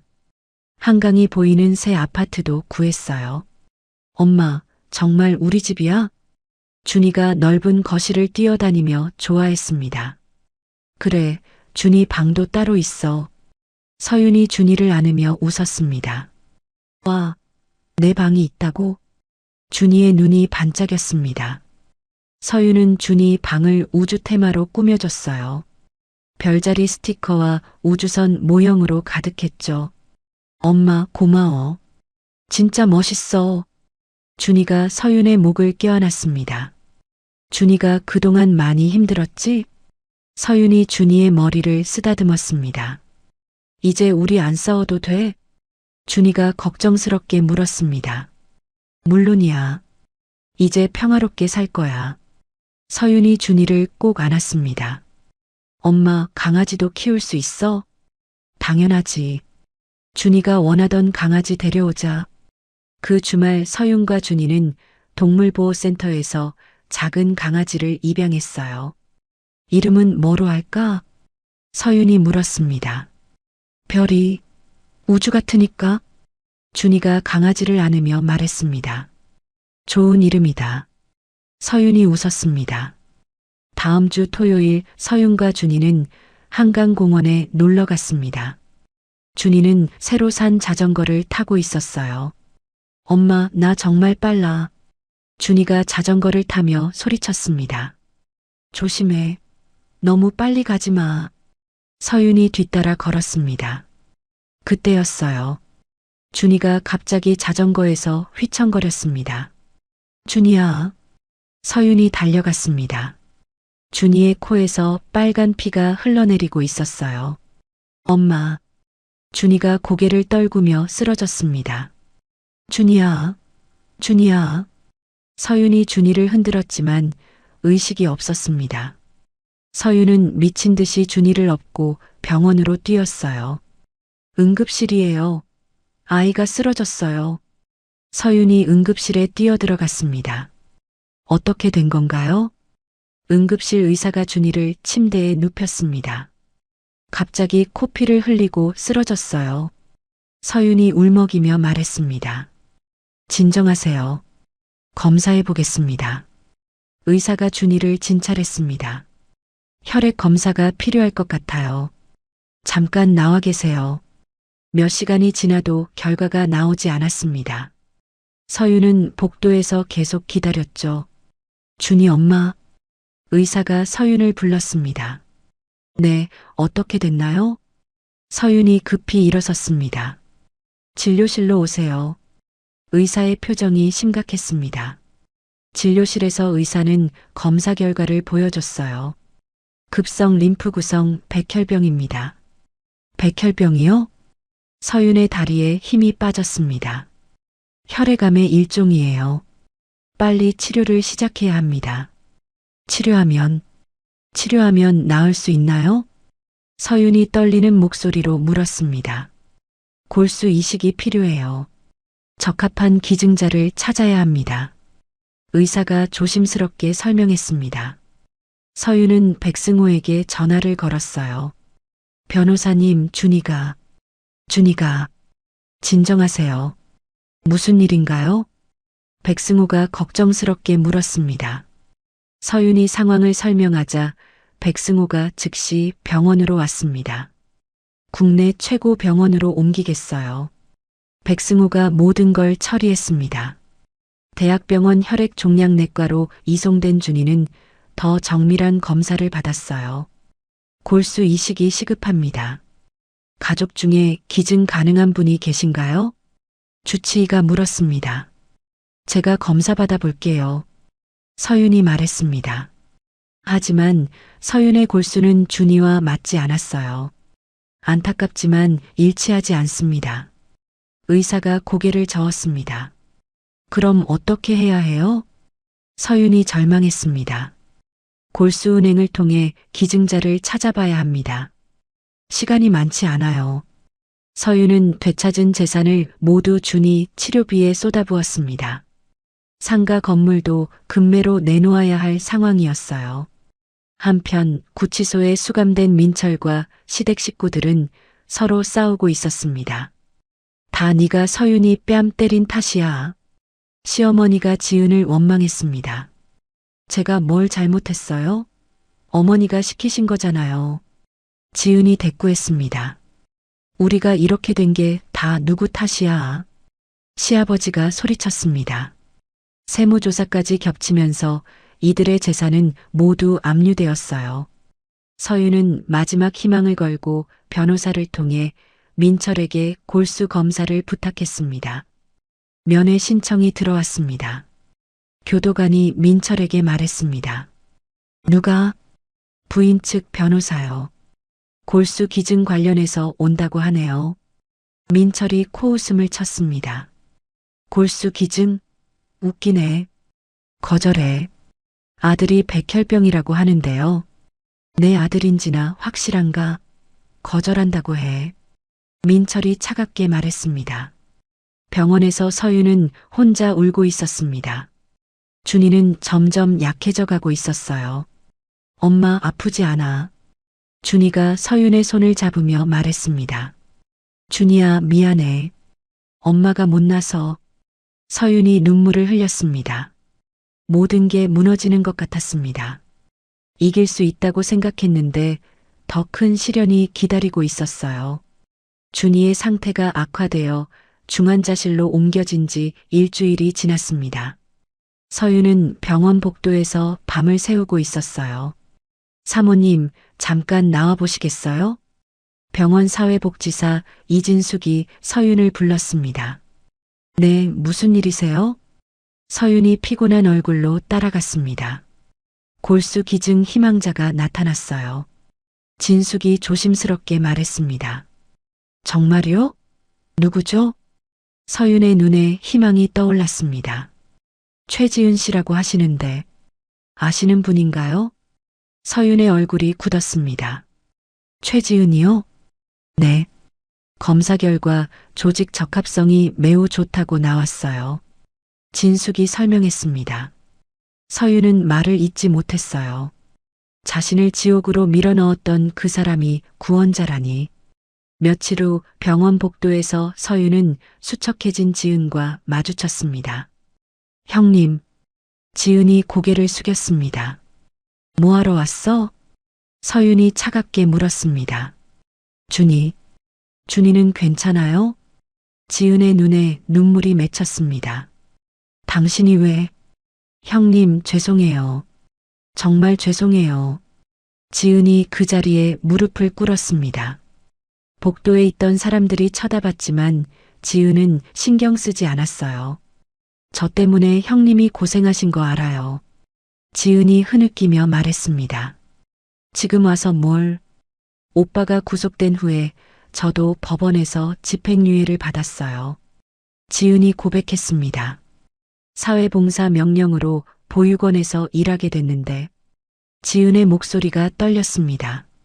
거기서 백혈병에 걸린 아이들을 봤어요. 너무 아프고 힘들어하는 모습을. 지은이 눈물을 닦았습니다. 그때 생각했어요. 제가 얼마나 나쁜 일을 했는지. 그래서 골수 기증을 신청한 거야? 서윤이 물었습니다.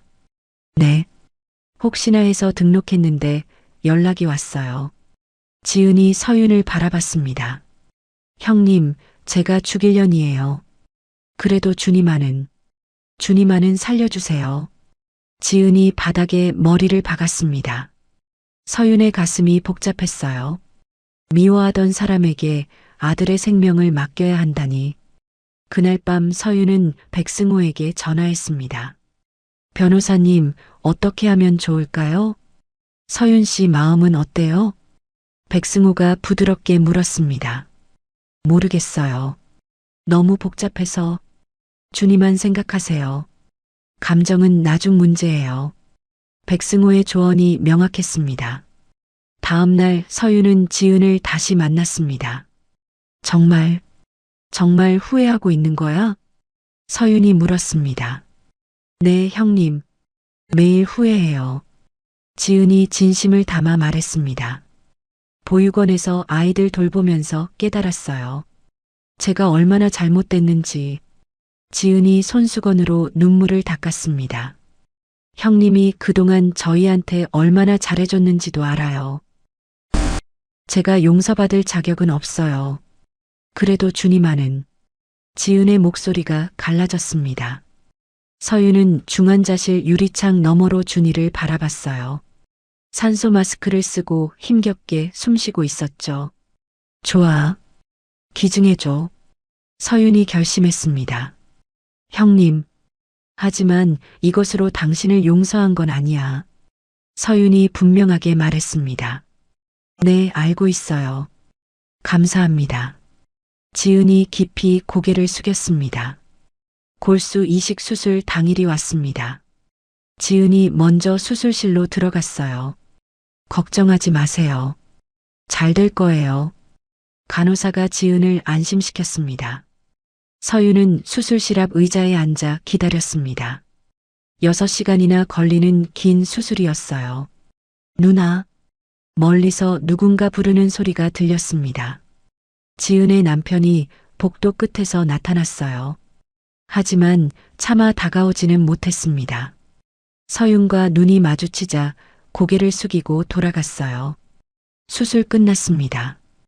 의사가 나왔습니다. 어떻게 됐나요? 서윤이 급히 일어섰습니다. 성공적으로 끝났어요. 거부 반응도 없을 것 같습니다. 의사가 안심시켰습니다. 정말요? 네. 두 분의 골수 적합성이 매우 좋았어요. 서윤의 눈에서 안도의 눈물이 흘러내렸습니다. 회복실에 누워있는 지은을 보러 갔어요. 고마워. 서윤이 간단히 말했습니다. 형님, 준이 잘 크길 바라요. 지은이 힘없는 목소리로 말했습니다. 당신도 몸 조심해. 서윤이 돌아서려다 멈췄습니다. 지은아. 네. 이것으로 우리는 끝이야. 다시는 만나지 말자. 네, 알겠어요. 지은이 눈물을 흘리며 고개를 끄덕였습니다. 서윤은 조용히 회복실을 나왔어요. 복잡한 마음이었지만 아들이 살 수 있다는 기쁨이 더 컸습니다. 준이의 회복실에서 작은 기적이 일어나고 있었어요. 아이의 얼굴에 혈색이 돌아오고 있었거든요. 엄마. 준이가 작은 목소리로 불렀습니다. 준이야. 서윤이 준이의 손을 잡았습니다. 엄마, 나 이제 괜찮아져? 그래, 준이. 이제 다 나을 거야. 서윤이 준이의 이마에 입맞춤했습니다. 길고 긴 악몽이 끝나가고 있었어요. 1년 후 준이는 완치 판정을 받고 학교에 복학했습니다. 아침마다 가방을 메고 나가는 준이의 모습이 건강해 보였어요. 엄마, 다녀올게. 준이가 현관문을 열며 인사했습니다. 조심히 가. 친구들이랑 잘 놀아. 서윤이 손을 흔들며 배웅했습니다. 서윤은 새로운 일을 시작했어요. 이혼 소송으로 고통받는 여성들을 돕는 비영리 재단을 설립했습니다. 한서윤 재단 이사장님, 오늘 강연 준비는 되셨나요? 재단 직원 김미란이 물었습니다. 네, 준비됐어요. 서윤이 원고를 정리하며 답했습니다. 재단 사무실은 서윤이 되찾은 상가 건물 1층에 있었어요. 2층과 3층은 피해 여성들을 위한 상담실과 쉼터로 꾸며졌죠. 이사장님, 백승호 변호사님 도착하셨어요. 미란이 알려줬습니다. 들어오세요. 백승호가 정장을 입고 들어왔습니다. 재단의 법률 고문을 맡고 있었어요. 오늘 강연 잘하실 거예요. 백승호가 격려했습니다. 변호사님 덕분에 여기까지 왔죠. 서윤이 고마운 마음을 전했습니다. 서윤 씨가 용기를 낸 거예요. 백승호가 따뜻하게 웃었습니다. 오후 2시 재단 강의실은 여성들로 가득했습니다. 모두 서윤과 비슷한 아픔을 겪고 있는 사람들이었어요. 안녕하세요. 한서윤입니다. 서윤이 단상에 올라 인사했습니다. 여러분이 겪고 있는 고통이 여러분 잘못이 아니라는 걸 말씀드리고 싶어요. 서윤의 목소리가 강의실에 울려 퍼졌습니다.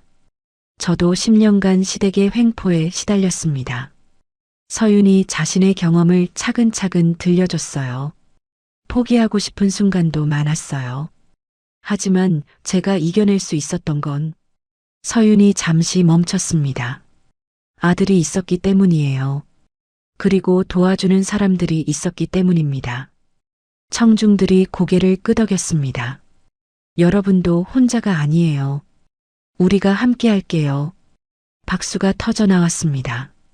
강연이 끝난 후 한 여성이 서윤에게 다가왔어요. 이사장님, 상담받고 싶어요. 30대 여성이 눈물을 글썽이며 말했습니다. 물론이죠. 언제든 오세요.